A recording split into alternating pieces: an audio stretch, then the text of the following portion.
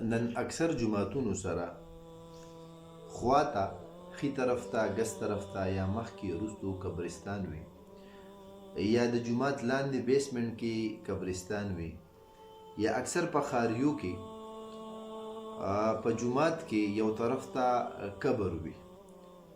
په داسې ځای کې د مونځ کولو حکم نبی علیه الصلاة والسلام فرمایي الارض كلها مسجد الا المقبره والحمام.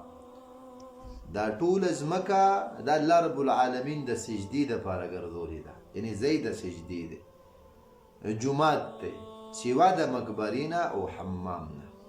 حمام پدید وي ځکه نجاست وي پکې، او په مقبره کې مونځ کول دا سبب د شرک ګرځي.